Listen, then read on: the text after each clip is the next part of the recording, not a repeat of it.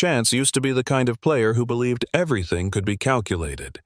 Every move, every dodge, every escape. He treated the game like a chessboard. No emotion, only outcomes. But one day, his plan failed. A single, tiny mistake. A door he thought was unlocked wasn't. His team was wiped. People blamed him. He blamed himself even harder. After that match, something in him cracked. Now he plays with a cold stare and a silent mind. He doesn't speak in voice chat. He doesn't celebrate wins.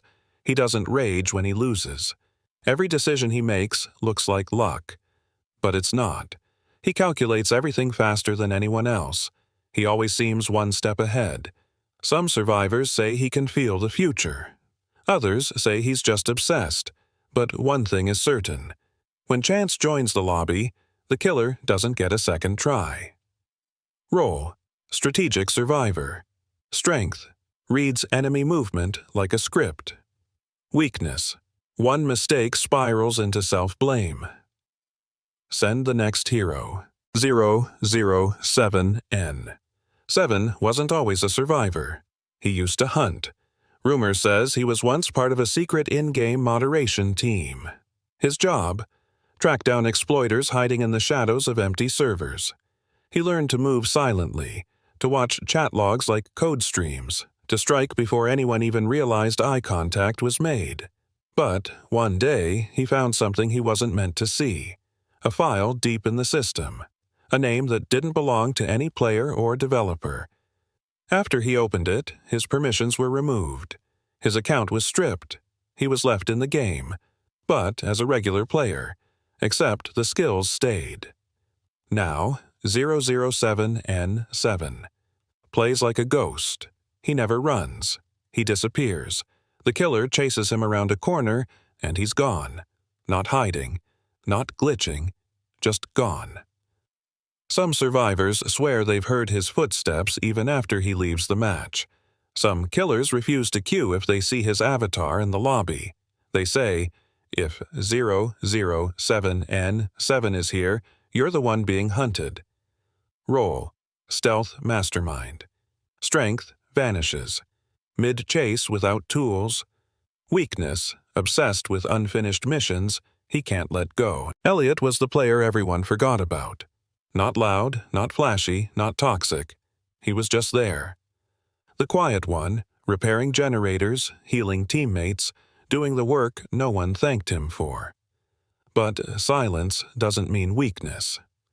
Before the Forsaken update, Elliot was known by another name, Archivist.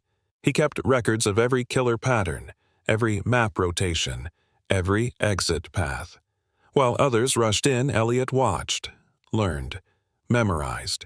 He didn't need to be fast. He just needed to know where the killer would be before they did. Then something changed. A corrupted match logged itself into his replay list. A match that never happened. Shadows moving with no players.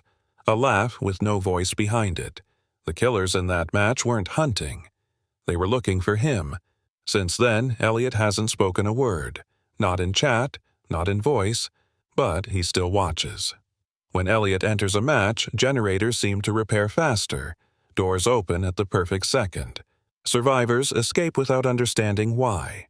They don't know the truth. Elliot is not reacting. He is remembering. This match already happened in his head. Before players had usernames, there were guests. Anonymous, silent, forgotten. Most of them vanished when the system changed. Except one. Guest 1337 didn't log out. He stayed.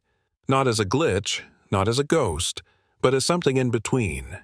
He remembers the old maps, the removed items, the original sound cues. He remembers when the world was quiet, before killers became clever and survivors became loud. Back when the game felt empty. Now, guest 1337 appears only in matches that feel wrong. Servers with strange ping. Lobbies with missing players. Maps that generate in impossible layouts. He doesn't talk. He doesn't emote. He just moves. Slow, steady, unstoppable. Killer tries to grab him. The grab animation freezes.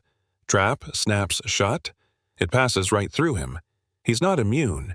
He's just not fully here. Most survivors enter the game to escape. Shedletsky didn't. He came to study it. Before everything changed, he was a creator, known for turning simple things into chaos just to see how players reacted. If there was a button labeled "Do Not Press," he was the one who placed it there. He loved unpredictability, loved seeing people panic when the rules broke. Then, the Forsaken event hit. The world of the game bent, twisted, and stopped making sense in the exact way he always wanted. Except now he was inside it. No admin tools, no console, no reset. But Shedletsky didn't panic. He adapted. While others tried to play the game normally, he started experimenting, pulling killers into dead ends, triggering traps early to break cycles, sacrificing a generator just to open a back route no one else saw. He doesn't play to survive. He plays to rewrite the match. Sometimes it looks reckless. Sometimes it looks genius. But it always works just barely enough to escape. Before the Forsaken update, Bilderman was a symbol of beginning, the first friend, the welcoming handshake, the calm voice saying, "Let's build something together." But when the event hit, the world he helped shape fractured. Maps warped. Structures shifted into impossible geometry. Doors connected to places they shouldn't.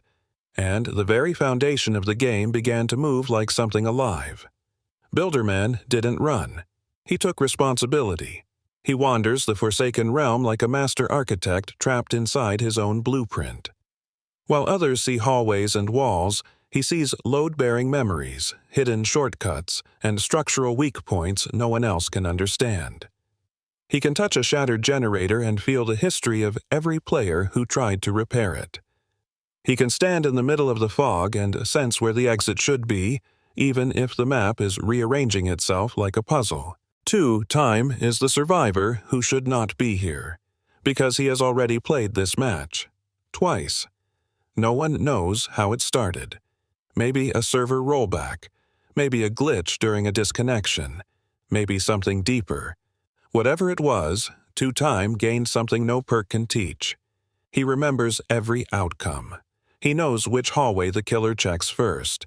He knows which survivor panics and sprints. He knows which generator explodes at the worst moment, because he has seen the match already, in another run. When the match begins, his eyes don't look at the killer. He looks at the timer inside his mind.